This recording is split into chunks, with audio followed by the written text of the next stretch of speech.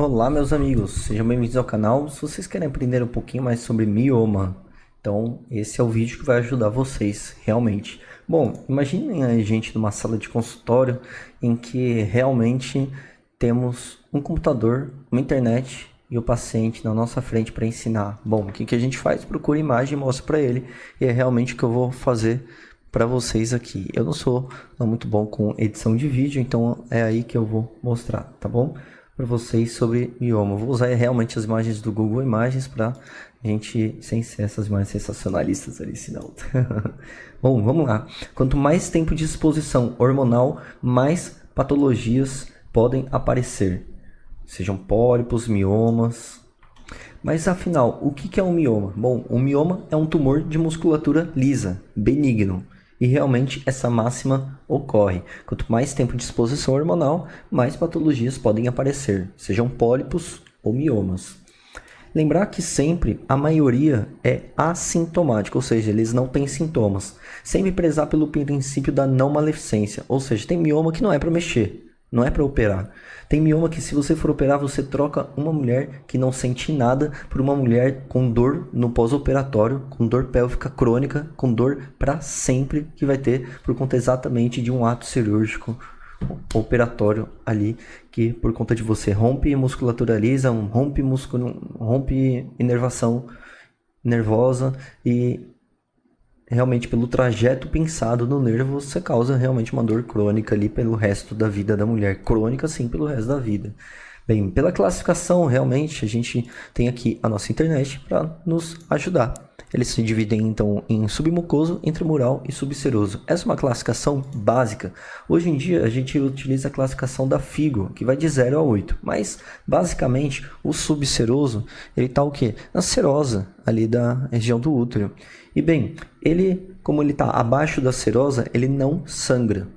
Não sangra. Então, se o seu mioma causa aumento de sangramento, provavelmente ele não é um subseroso, só se ele tiver um componente intramural. Bom, o intramural, ele está contido na parede uterina, então ele está ali no meiozinho, né? E quando começa a distorcer a parede intramural, sim, ele pode causar um sangramento, ou seja, a distorcer como assim? Ele aumentar de tamanho ou ele causar realmente mais marcadores inflamatórios na região a ponto de danificar a arquitetura estrutural do útero em si. Bom, o submucoso, ou até mesmo submucoso, né, mas tem apenas um pedículo na mucosa. Bom, então aqui temos o submucoso, né, que eles podem ter um pedículo na mucosa, então por eles crescerem para além da camada interna ali do útero, para o endométrio, eles sim podem causar dor. Ou seja, podem causar cólicas severas, especialmente durante a menstruação, dor pélvica devido à pressão exercida no revestimento uterino, e também podem causar sangramento menstrual intenso, né? Então tem diversos tipos de miomas, né? Temos até os miomas pediculados, né, que são os que podem causar principalmente isquemia entre eles próprios, né, um sofrimento e dor aguda, né? Então basicamente assim, todos os miomas podem causar dor. O que mais causa dor realmente é o submucoso, né, porque ele está realmente entrando na camada do endométrio ali no útero. Temos até o mioma párido, que realmente dá sintomas de gravidez e gestação e que pode realmente ser expulso, como se fosse um feto. E por que eles causariam dor? Bom, 4 mecanismos praticamente, né? Pressão sobre as estruturas adjacentes, isquemia, né? Que principalmente os miomas têm crescimento rápido, aqueles que ultrapassam seu suprimento sanguíneo podem sofrer degeneração isquêmica, resultando em dor aguda e severa. Inflamação, os degenerados, então eles podem causar uma resposta inflamatória local, contribuindo então para dor e desconforto e distensão uterina, ou seja, o útero pode se distender tanto por conta de um mioma, que miomas grandes ou múltiplos podem causar distensão do útero, né? Claro, né? Então, resultando então em dor pélvica crônica e aumento da dor menstrual. Bom, falando então um pouquinho então da degeneração uterina, né? Então, o que significa essa questão de degeneração uterina, né? Aliás, degeneração do mioma, né? Desculpa, né? Bom, degeneração do mioma, eles podem ocorrer basicamente em 5 tipos, né? Tem a degeneração hialina, né? Que é uma das formas mais comuns, não sei se vocês já ouviram falar, mas é quando um tecido fibroso do mioma é substituído por material hialino, ou seja, uma substância gelatinosa. E geralmente é assintomática, mas pode causar dor se o mioma crescer rapidamente. Degeneração cística, ou seja, ele está se transformando ali num cisto, né? Pode ser assintomático ou causar dor pélvica leve, né? Bem tranquilo. Até então, né? E degeneração vermelha ou carnosa, também conhecida como necrose hemorrágica, né? Como frequentemente durante a gravidez, devido ao rápido crescimento então do mioma e aumento das demandas sanguíneas, é caracterizada pela necrose do tecido devido à obstrução dos vasos sanguíneos que alimentam o mioma. E, bom, causa dor pélvica aguda, intensa, febre, sensibilidade abdominal, pode ser confundida até com outras emergências obstétricas ou abdômenes agudos cirúrgicos. Degeneração calcificada, né? Então, quando o mioma envelhece, né? Principalmente após a menopausa, em que depósitos de cálcio se formam dentro dele. Acabou, cessou. Lembra que eu falei no início? Por conta da questão dos hormônios, né? Está sendo retroalimentado, parou, cessou o suprimento sanguíneo, vai gerar isquemia, levando à própria calcificação dele, e geralmente é assintomático e descoberta incidentalmente, acaba em exames de imagem, né? Nódulo calcificado, né? Região de útero, provavelmente podendo corresponder ao mioma. Degeneração gordurosa é rara, cara, que tem infiltração de gordura no mioma, e em geral é assintomático. Bom, classificação de 0 a 8 pela FIGO, né? Federação Internacional de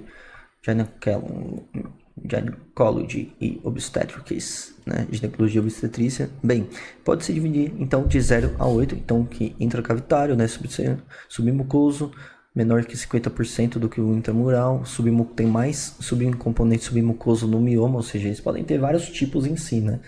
E, bom, basicamente, então, ele vai virando subseroso. Pensar assim, ó, começa a entrar dentro da cavidade, de dentro para fora, né? Então, submucoso, virando intramural, subseroso, onde fica mais na região ali externa mesmo, e pediculado, cervical ou parasitário, como até pensa que é um parasita, né? Ou pedículo, né? Que nem eu comentei lá anterior. Bom, os exames para diagnóstico do mioma em si, então, vão se basicamente, né, se basear em ultrassom e ressonância magnética ou tomografia computadorizada, mas principalmente estereoscopia, né? Tomografia a gente acaba não utilizando tanto, né? Mas a ressonância para definir questões cirúrgicas, né? O que eu vou explicar para vocês, mas basicamente ultrassom. E o ultrassom ele vai ver realmente áreas de cistos, calcificações, né?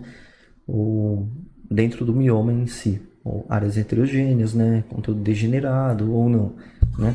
E, bom, a ressonância, então, ela vai oferecer uma melhor visualização das características internas do mioma em si, identificando diferentes tipos, né, de degeneração com mais precisão, e principalmente para definir as questões de cirurgia. Ele é principalmente realizado antes de algumas cirurgias, então, antes de embolização, para a gente avaliar, né, a distância, né, com a camada serosa, pois tem o risco ali, né, do procedimento levar uma perfuração uterina, ou seja, todo procedimento tem riscos, né, no ato cirúrgico ali na retirada do mioma, pode ser que ocorra uma perfuração dentro do próprio útero, e esse é um grande risco ali em si. E, bem, claro que com a expertise do cirurgião acaba minimizando os seus riscos, né? Hoje em dia tem até a técnica estereoscópica, né? Porque é uma cirurgia minimamente invasiva, né? Em que por via, né, uterina entra com o estereoscópio, né? E acaba puxando ali o mioma, dependendo do tamanho do mioma, né? Porque tem mioma que realmente precisa ser por via aberta, né? Ou seja, por cirurgia abdominal, ou seja, cresce, e não tem, mas que está comprimindo, né, vasos nobres, né, musculatura acabou comprometendo grande parte ali da estrutura anatômica do útero, né, então é bem complicado sim, ou se ele está bem degenerado, né, então tem muitos componentes ali a avaliar, sempre discutir com o seu médico sobre qual a melhor alternativa, mas qual que é o tratamento? Bom, o tratamento, se não tem sintoma nenhum, só foi identificado um ultrassom ali de rotina e de repente vê um mioma, não faz nada, tá tranquilo. Só vai acompanhando. Aliás, às vezes nem precisa acompanhar. vai acompanhando lá, sintomatologia, alteração de fluxo menstrual, de repente pede um ultrassom, daqui 1 ano, 2 anos. Bem, sintomáticos, tem sintomas leve ou dor leve, moderado, então qual que é a conduta? Tratamento clínico, né? Então, anticoncepcional combinado. O anticoncepcional, então, não vai reduzir o tamanho do mioma em si, né? Mas sim vai reduzir o fluxo do sintoma, porque às vezes ele sangra muito, mas para mulheres perto da menopausa, principalmente. Bom, se são muitos sintomas, né? Principalmente para quem não gestou ainda, ou seja, nulíparas, né, que a gente comenta, né? A conduta qual que é? Retirada, miomectomia, por via estereoscópica principalmente, que é minimamente invasivo. Bom, se é um sintoma muito intenso e a mulher já gestou, pensa assim, né?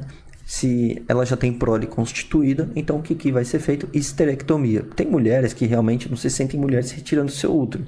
Aí vai de conversar com elas, um apoio psicológico, né? Acompanhamento psicológico, conversando que realmente, né, a questão do útero não define a questão dela ser mulher ou não, mas realmente, né, mulheres que têm essa questão muito arraigada entre elas. Mas é sempre muito importante conversar com o seu médico sobre a melhor abordagem para o tratamento em si. Se dá para aguardar chegar na menopausa ou não, né, se essa é a melhor alternativa ou não, então sempre conversar ali com o seu médico. Bom, principalmente, então, pensa, quem nunca gestou ou não tem prole constituída ainda, assim, tem 2 filhos, quer ter mais um terceiro filho, não vai retirar o útero, né? Ou seja, vai fazer miomectomia ou, às vezes, tentar gestar e aí, então, depois abordar o mioma posteriormente. Bom, então, se já tem prole constituída, esterectomia. Bom, agora se for submucoso e já tem prole constituída, né, tem como retirar por miomectomia esteroscópica. Ou seja, você consegue fazer de manhã e na hora do almoço, bom, a paciente está liberada para casa, tranquilo, procedimento 100% ali, não 100%, né, mas procedimento muito eficaz, né? Bom, o remédio ele vai resolver o mioma? Não, assim, ao invés de fazer uma laparotomia, né, mento pubiano, mas, bom, a gente pode lançar mão de algumas alternativas, né? Ou seja, sintomáticos, né? AINES, né? Anti-inflamatórios não esteroidais, né? Bom, e também análogos de GNRH, que diminuem o tamanho do mioma, né? Ou seja, o análogo do GNRH ele vai inibir o ciclo, causaria uma menopausa química, né? Ou seja, a mulher não menstruaria mais, mas às vezes o paciente está sangrando tanto que eu posso causar uma anemia grave na sala da cirurgia, né, e precisar de transfusão. Então, às vezes, o ideal é o análogo do GNRH, então, sulfato ferroso, né, para controlar a anemia, né, ou noripurum, né, transfusão, às vezes, em casos mais graves, menor que 6, ali é hemoglobina, bom, com o objetivo de diminuir o tamanho do tumor e ajudar na sala de cirurgia para prevenção de grandes anemias, ou seja, geralmente utiliza o análogo de um GNRH nesse sentido. Diminuindo, então, o tamanho do tumor, também diminuiria o tamanho da cicatriz da paciente, ou seja, pré-cirúrgica, antes de uma cirurgia, poderia lançar mão dessas medicações. Quais são os problemas dos análogos de GNRH? Menopausa química, né, levando então a afogar, ressecamento vaginal, né, risco de osteoporose, se usar por mais de 6 meses principalmente. Bom, e quando usar uma embolização, não sei se vocês já ouviram falar, mas bem, a indicação, pacientes com múltiplos miomas, né, não quer operar porque quer evitar procedimento cirúrgico ou tem contraindicação à cirurgia. E também miomas não pediculados, ou seja, que não tem essa bordinha aqui que nem o número 7 aqui que a gente está vendo na imagem, né? Ou seja, senão o pedículo pode ficar ali, né? Se acabar embolizando, né? Vai e fica uma bordinha ali e pode causar dor, pensando no nervo, etc e tal. Bom, qual que é o objetivo da embolização? A ideia é realmente meio que matar o mioma de fome, cateterizando as artérias uterinas. Ou seja, realmente, não sei se vocês estão associando, né, a questão do infarto, né, com um trombo. É mais ou menos essa questão, né? Um êmbolo, um trombo, um êmbolo, né, numa artéria vai ocluir, né, o fluxo dela para cima, né, ou seja, dela até o órgão e realmente vai levar então à isquemia do próprio mioma, né? E se for um pedículo, né, ele vai ficar ali, né? Vai ficar ali algo ali parado, né? E, bem, e qual que é o objetivo então? Realmente é matar o mioma de fome, né? E o risco é, bom, insuficiência ovariana, porque o êmbolo, ele pode pegar uma anastomose ali qualquer e, bem, ele ir para o útero. E, bom, causar uma embolia uterina, né? E ao ovário, gerar uma insuficiência ovariana, impedindo assim uma futura gestação. Ou seja, a mulher você cravou o destino dela, da sua família ali, às vezes, né? Ou seja, você define o futuro dela ali na mesa da cirurgia. Então é muito complicado. Claro, todos os procedimentos têm que ser discutidos de paciente para paciente. Bom, e falando ali das degenerações, a degeneração mais comum ali que eu acabei comentando aí é a lina, né? E qual pode causar dor, né, na gravidez, né? Degeneração rubro-vermelha, necrose asséptica, né? Pode causar dor na gestação, simular um abdômen agudo, né? Que nem a gente vou conversando. E qual degeneração vira um câncer? É a degeneração sarcomatosa. Qual que é o risco? 1%, leiomiosarcoma, né? Ou seja, o mioma, também chamado de leiomioma, né? E quando vira o câncer, leiomioma, né? Leio de mioma, né? E o mio de musculatura lisa, né? Que é de onde ele nasce realmente, né? E não falando assim de eu tenho outras patologias uterinas, né? Que podem mimetizar o quadro de um mioma, né? Por conta de sangramento, dor. Às vezes as pessoas confundem, né? Elas acham que é uma coisa e é outra, né? Mas, bem, generalizando assim no geral, bom, realmente leio, e sarcoma, né? A degeneração dele virando um câncer, né? Então, o mioma, ele cresce depois da menopausa. Então, ele poderia se degenerar depois da menopausa, virando, então, um câncer. Até porque após a menopausa, a quantidade de estrogênios diminui, principalmente estrona, porque o ovário não produzirá estradiol, que é aquele estrogênio hipotético. Bom, então é realmente isso. Durante a menopausa tem uma queda significativa dos níveis de estrogênio e progesterona, né?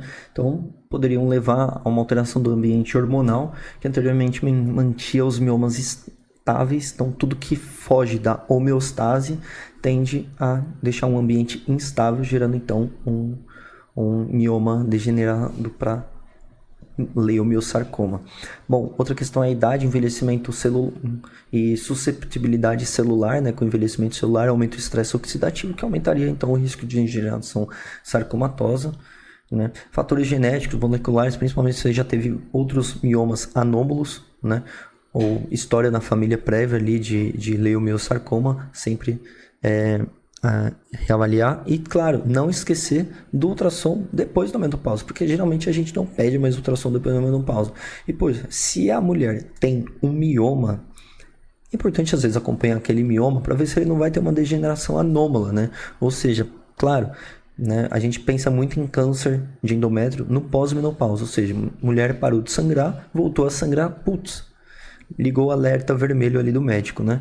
Poxa, pode ser um câncer de endométrio. Mas e a degeneração do mioma em leiomiosarcoma? Não chamaria a atenção do médico? Tudo bem que 1 em cada 100 mulheres com miomas, né, se pensar assim, poderiam levar a uma degeneração sarcomatosa, claro, de acordo com indivíduo para indivíduo, hábitos de vida, fuma, bebe, hábitos e vícios, estresse oxidativo, dieta desregrada, né, etc. Tudo levando a um ambiente instável, estressante para o mioma poder se alterar ali, né?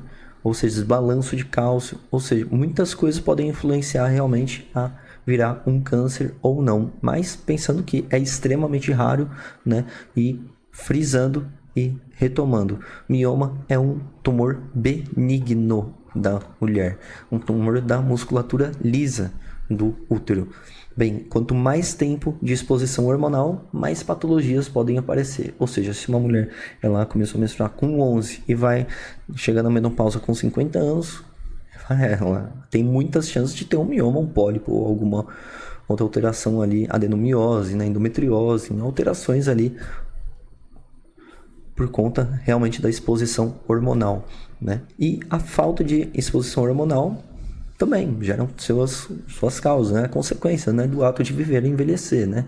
E lembre-se, sempre, como la médecine, como l'amour, nem jamais, nem toujours. Sempre e nunca não se utilizam em medicina. A gente nunca fala as palavras nunca e sempre, né? Então a gente tende a não falar essas palavras, né? Até para não causar desconforto e frisando bem as questões, né? E, bom, é isso. Já era até um tema para o próximo vídeo, mas por hora é isso. O vídeo já ficou um pouquinho grande, né? E aquele abraço e até a próxima.